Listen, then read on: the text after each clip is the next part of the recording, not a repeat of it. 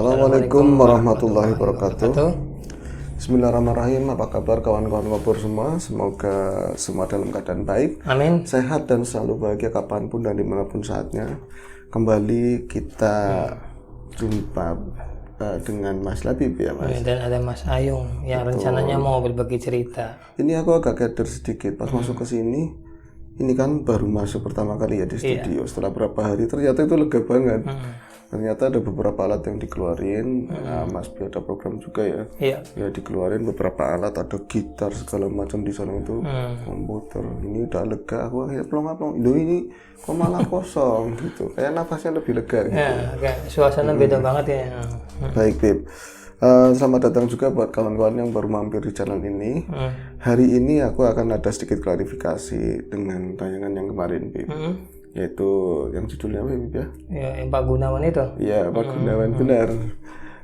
Di sesi sebelumnya yang tentang bukan apa judulnya, bukan arwah ya. Telinga kalau nggak salah. Yang telinga, apa ya, belatung telinga. Terus sebelumnya ada juga Iya, bukan auranya. bukan arwah. Itu adalah cerita dari sama-sama dari Pak Gunawan begitu ya. Dan sesi sebelumnya di bukan arwah itu aku menyampaikan bahwa Pak Gunawan itu adalah anak pertama, ya kan? Dan di sesi kedua aku mengatakan bahwa Pak Gunawan itu punya yayu, punya kakak.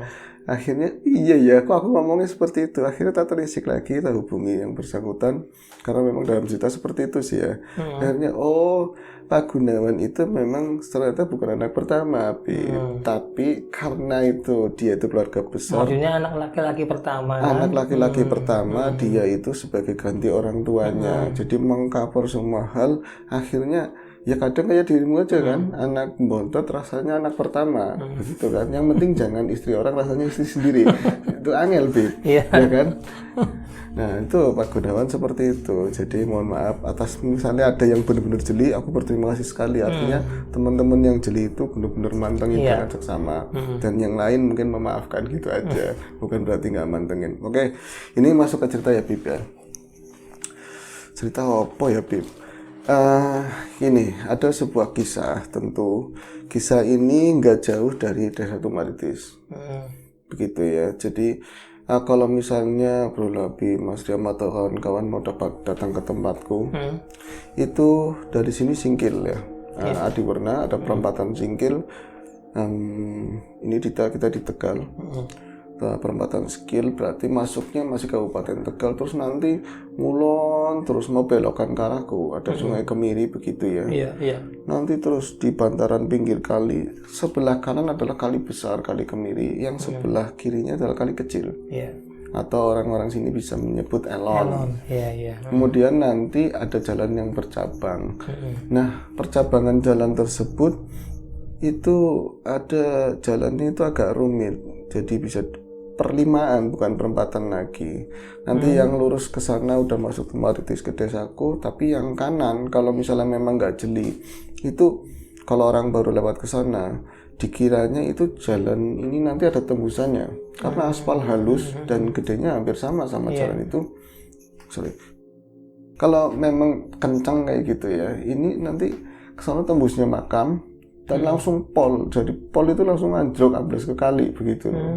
Aku juga nggak tahu kenapa, ini juga bukan berarti apa ya mengkritisi yang ada di sana ya, yang bersangkutan tentang yang di makam atau penduduk desa tersebut. Kenapa kok nggak dikasih palangan kayak gitu? Takut-takutnya gitu. Soalnya pol aspal emang benar-benar langsung, ya tanah sedikit bantaran kali langsung bleng begitu loh.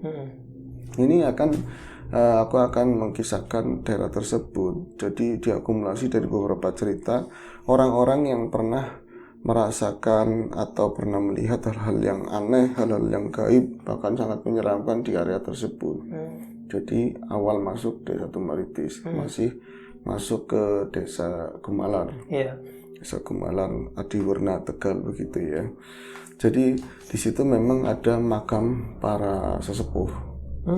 Ada makam sesepuh yang sangat dikenal untuk warga tersebut ya, warga yang ada di situ, tapi di luar sih gaungnya kurang ini karena memang biasanya makam-makam yang tersembunyi walaupun beliau itu adalah orang besar, para pengajar, para gampangannya orang menyebut para wali begitu. Tapi karena memang cerita itu nggak tertuliskan sampai turun-temurun, akhirnya menjadi samar ceritanya. Kemudian banyak disalahgunakan justru ini buat tempat-tempat yang nggak jelas. Terus nanti tanda kutip ini serem banget, wingit dan sebagainya. Akhirnya cuman dapat julukan biasanya makamnya Mbah gitu lah, Mbah Sapa kan, biasanya kayak gitu kan. Iya. Nah itu akhirnya di makam tersebut aku pernah ke sana untuk ngambil beberapa sesi. Iya, ngetek di sana gitu ya. Sama teman-temannya. Sama teman seluruh. Kemudian di sana pula ketemu ya orang tua, beberapa orang tua, dan akhirnya disambungin ke orang-orang lain. Itu ternyata Bib, di situ itu banyak sekali yang mengalami hal-hal ganjil, Bib. Hal-hal ganjil di sana. Ya bukan 1-2 orang tapi beberapa, dan kebanyakan malah bukan warga situ asli. Jadi pengguna jalan itu kan tembusan ke desa lain, ke sana bisa nyampe ke Takaton, sampai ke yang arah ke sini bisa ke Adihurna begitu ya. Jadi pengalaman ini pernah satu orang ya, itu malam hari, tapi habis maghrib persis. Jadi dia itu melintas di daerah tersebut. Kalau kita orang kampung terus yang masih jarang-jarang rumahnya ada kebun yang luas-luas, enakan itu kalau liwat, kata orang tua itu jangan pas maghrib pas. Kalau enggak jangan tengah malam, jangan begini, banyak lah yang diomongin gitu. Karena apa? Paling enggak itu ada teman di jalan. Kalau maghrib pas kan biasanya orang lagi pada di musola, di masjid, kalau enggak lagi sholat di rumah kayak gitu. Jadi praktis itu sepi banget, Bib. Apalagi itu perapatan. Ini dia itu warga sebelah lornya Kampung Tumaritis. Jadi dia itu juga nggak sering di rumah, banyakan usahanya kan di Jakarta gitu ya. Tapi karena memang ada keperluan, dia mau renov rumah baru itu, mau bangun rumah baru, terus ada halus yang ditambah-tambahin, mau dirapiin lagi ya.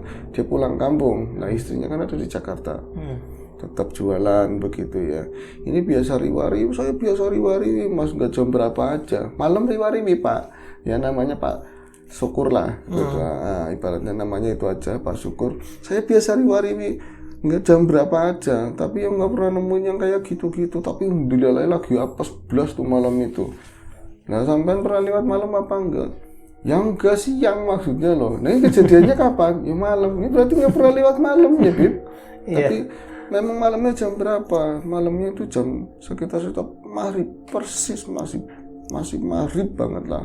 Soalnya sebenarnya sih nggak ada perlu yang penting-penting banget. Saya memang ada sesuatu yang harus dibeli. Ya lampu itu kan ada ruangan-ruangan baru, ada stop kontak, ada fittingan, tinggal dilampuin kan terang kan enak gitu ya. Tapi niatnya mau tak beli nantilah jam-jam 8-an atau jam berapa kalau udah maghrib, udah enakan. Tapi anaknya Pak Syukur itu ada yang sekolah Bib, masih SMP, dan di daerahnya daerah Adihurna begitu ya. Terus dia ada ekstra kepanduan pramuka. Nah, itu karena manja ada bapaknya di rumah, biasanya bawa sepeda sendiri gitu kan. Akhirnya sekalian jemput maksudnya. Iya, diantarin sekalian jemput. Dan itu gurunya si anaknya itu masih kawan sama bapaknya itu. Jadi telepon gitu loh, pakai via HP kan telepon. Kalau anak waktu itu di SMP itu nggak boleh bawa handphone gitu kan. Pak, ini anaknya nungguin kayak gitu. Saya udah nahan, nanti aja habis maghrib, nanti tak anterin nama saya karena udah deket sama bapaknya gitu kan, gurunya. Tapi ngeyel, katanya minta tolong Pak Amin, tolong teleponin bapak saya udah pengen pulang banget kayak gitu. Itu pun kata Pak Syukur diceritakan sama guru itu, anaknya itu ada beda gitu loh, Bib. Jadi habis pramuka itu kan kadang-kadang ada kegiatan outdoor gitu ya. Terus nanti yagi-yagan itu loh, kali-kali. Pernah ikut pramuka nggak, Bib? Pernah, Bib. Pernah pakai baju pramuka maksudnya? Iya, alhamdulillah ya. Nah itu dia itu maksa banget untuk pulang di jam itu. Dan Pak Amin yang nawarin nanti tak anterin habis maghrib, nggak mau. Akhirnya saya Mas, kata Pak Syukur, yang tadinya mau ke sono ya nantilah jam 8 jam berapa yang udah ada enakan, jangan maghrib persis, takari lo katanya begitu. Amali lah seperti itu. Akhirnya aku berangkat ke sana. Nah ini pas di tikungan tersebut Bib, di arah itu ya, perlimaan lah, itu kan lancipan, orang menyebutnya lancipan, yang kesananya makam. Di situ memang pertama yang aku lihat di sebelah kiri, karena dia dari lor begitu ya, di sebelah kiri ada pagar kayu. Nah ini kebun, di dalam pagar kayu itu kebun luas ke sana, nanti polnya makam, nyambung ke makam itu. Tapi itu ada yang berdiri seseorang. Nah, aku pikir ya manusia, cuman kan yang aneh kenapa di dalam pagar gitu loh. Kalau nggak di luar di jalan itu ya? Iya, di pinggir jalan tuh ada umum, ada umum. Misalnya sosoknya apa Pak? Aku sih lihatnya ya perempuan, nggak tua-tua banget, nggak tua-tua banget, dan marip-marip itu tetap ada lampu motor, terus lampu jalan walaupun remang tetap aja masih kelihatan sosoknya gitu kan. Dan itu jelas manusia Mas. Tapi ngadepnya salah sama motorku. Jadi aku nggak bisa lihat mukanya. Dari belakang itu. Iya, dari belakang. Tapi ya tadi aku itu nggak biasa riwa-riwi daerah situ, tapi dilalai kayak seakan-akan ini kan daerah ini makam jadi keulas lagi, kayak masa kecil itu berlewat situ, terus bangunannya nggak lagi, jalannya nggak kayak gitu lagi dulu. Itu kayak ingat dengan sendirinya, ini kan dulu makam sebelum melihat sosok itu, Bib. Sebelum pas pertigaan apa perlimaan tadi lah, simpangan tadi. Akhirnya loh, kok ada ibu-ibu di sana? Jadi itu pohon-pohon kayak kayu urip, ngomong kayu urip orang sana. Jadi yang biasa ditandur di pagar-pagar, buat pagar sekalian tadi pada tumbuh, ya, tumbuhan pada tumbuh. Itu sela-selanya itu. Terus nanti di sininya semak, di dalam itu semak. Jadi, mau lagi apa ya, kata Pak Syukur? Kenapa nggak di luar gitu? Kok orang kok di dalam? Itu kan mbah-mbah apa ibu-ibu udah tua lah, kalau di sana mau ngapain gitu kan. Maghrib persis itu kepikiran kayak gitu setelah ngelewatin si mbah-mbah tadi. Tapi sing jelei katanya, motorku Supra katanya, ini merek ya, motor Supra keluaran paling anyar Mas, paling baru. Itu mesin semuanya beres semua, tapi pas di sampingnya dia itu berhenti, jerk, atau mandek gitu. Gigi piro Pak? Ya jalan-jalannya nggak bagus ya, paling gigi 3. Saya langsung berhenti motor di situ, nggak bisa ngapa-ngapain. Tas starter bunyinya cuma serat. Sampai berarti sampingnya mbah-mbah tadi. Iya, saya di luar di jalan itu paling nggak bagus, itu di dalam. Tapi saya lebih peduli ke motor. Lama-lama ya takut Mas. Tapi tas starternya nggak bunyi-bunyi. Tak selat juga nggak bunyi-bunyi. Sampai tak goyang-goyangin. Lah kalau sosok itu memang benar-benar hantu terus mau ngerjain saya tinggal dicawel begini aja kena. Katanya begitu. Akhirnya aku balik lagi ke motor, tak sela lagi, ya Allah kok ini kenapa? Baru jangan-jangan ini bukan orang. Iya ke sana itu makam. Ngapain kalau bukan manusia ya? Kalau manusia ngapain di dalam pagar jam segitu? Kesononya kebunnya nggak bersih. Jadi semak tinggi-tinggi semua. Jadi segini lah Bib. Semak tinggi-tinggi segini. Jadi dia itu kelihatan ke atas begitu ya, dari pinggang ke atas gitu. Waduh, jangan-jangan iki yang di dalam Muhammad ya Allah, iya ki mari-mari. Sana akhirnya dia nengok ke arah wetan, berarti persis di sisi kirinya dia itu ibu-ibu tadi, Bib. Tapi lagi-lagi kalau misalnya tadi kan dari belakang, aturan dari belakang nggak ngeliat wajahnya, lumrah. Tapi kalau dari samping, seenggak-enggaknya separohnya itu kan kelihatan. Tetap aja pas dia nengok begini, si perempuan itu seolah-olah kayak minger madepnya ke sana gitu loh. Bukan ke arah ngidul lagi, itu kan ngidul. Aku mulai dagduk. Tapi aku eling kalau lagi kayak gini, ngomong apa kayak gitu kan. Misi mbah, aku harap ganggu mbah, maaf mbah, lewatnya jam sekian, siapa tahu ganggu jenengan, maaf ya mbah. Dituntun sama Pak Syukur, dituntun dapat berapa langkah, banyak langkah Pak, banyak langkah, bukan beberapa lagi, soalnya biar jauh dari itu, dari sosok itu. Akhirnya naik lagi, tak starter yuk, namanya motor baru, jalan lagi Mas. Motor kayak gitu jalan lagi, kesananya saya dagduk, apalagi setelah lepas keluar ke jalan gede ke sononya sampai SMP-nya anak saya itu tebu semua, jalanan kiri kanan itu tebu semua. Nah itu kisahnya lebih parah lagi, banyak hal seperti itu. Jadi yang tadinya saya nggak berpikir yang angel-angel tentang hal kayak gitu, malah jadi kepikiran aduh merinding, nggak jelas, sosok itu nggak ngikutin lah, kayaknya seperti itu, Bib. Nggak bonceng itu ya? Nggak boncengin.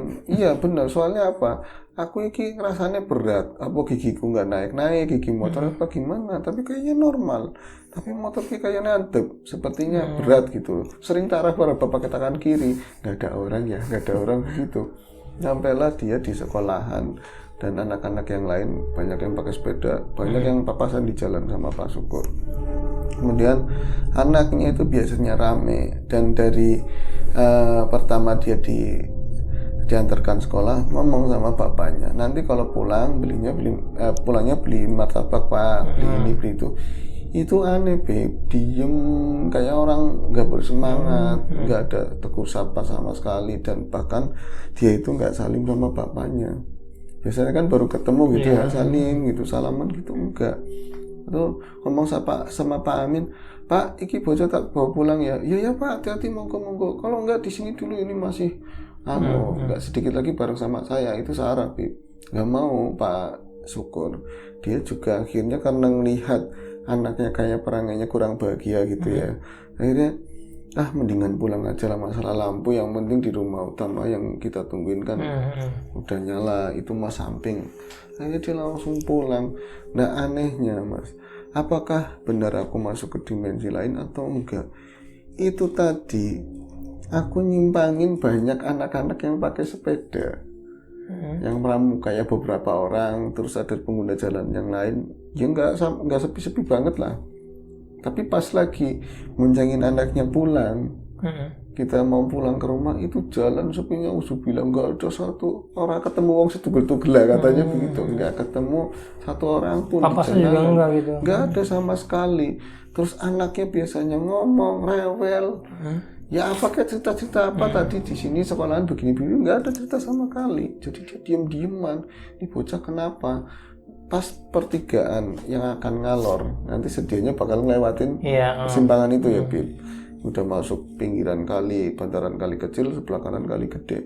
Anaknya baru ngomong, Pak, Bapak lihat itu Pak, mbah digituin. Bapak lihat mbah kan tadi Pak. Loh, kok kamu ngomong kayak gitu sambil jalan tapi dipelanin, mbah siapa? Iya Pak, itu mbah-mbahnya udah nungguin lagi. Tolong jangan berhenti Pak, kayak gitu ngomongnya. Jangan berhenti. Kalau berhenti kenapa memang? Siapa sih kamu tahu? Tapi dia nanyain kamu tahu, tapi dalam hatinya, kok aku nanya kayak gitu? Anakku itu bukan seorang cenayang atau orang yang ngerti tentang hal kayak gitu. Apalagi indigo, dia orang anak biasa. Kok tiba-tiba ngomong kayak gitu, Bib? Akhirnya, kamu ngomong apa sih? Akhirnya terus melaju ngalor pas di samping pagar itu. Dilalai kok malah nengok, Bib.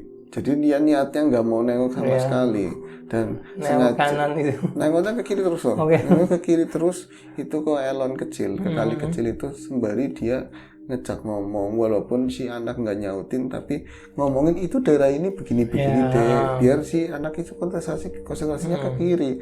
Tapi piye Mas, pas lagi di perempatan itu sini meledak, duduk merinding, lagi-lagi nggak ada yang dari arah lor itu ada yang melintas. Akhirnya Pak di samping itu, kok aku malah nengok, motor berhenti Pak, motor nggak berhenti Mas, tapi pas lagi aku nengok itu, kayak ngerasa ada setrum yang gede banget lah, rasa kayak merinding tapi kayak ada setrumnya kayak gitu. Itu nenek-nenek itu ada di situ, Bib. Masih ada di dalam pagar, tapi mukanya kelihatan semua. Dia nggak diikat, nggak pakai kerudung, benar-benar kayak rambut ibu-ibu gitu. Kan rambutnya panjang, tapi karena ini ternyata udah tua. Kalau mukanya sebenarnya kalau natapnya nggak caranya begitu, matanya kayak gitu nggak serem, terus tempatnya nggak di situ nggak serem. Tapi seperti apa Pak? Kayak ibu-ibu biasa, tapi tatapannya loh kayak orang marah, kayak orang benci, tapi sedikit-sedikit dia kayak berubah sedih. Lo jenengan bisa menggambarkan itu apa, jenengan akhirnya mandek di situ. Saya itu perasaan jalan, tahu-taunya pas saya sadar itu ditepuk sama anak saya. Jadi dia kata anaknya itu mandek di situ, Bib. Sengaja berhenti. Kata anaknya itu ngomong, Pak kenapa berhenti sini? Ayo Pak jalan, tapi itu nggak dengar. Iya. Pak supportnya nggak dengar. Jadi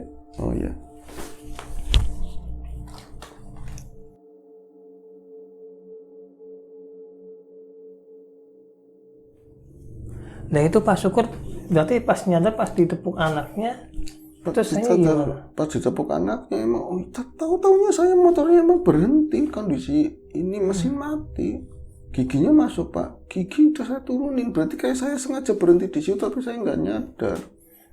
Itu setengah nangis anaknya udah, Pak jalan Pak ditepuk-tepuk, ya Allah Pak itu.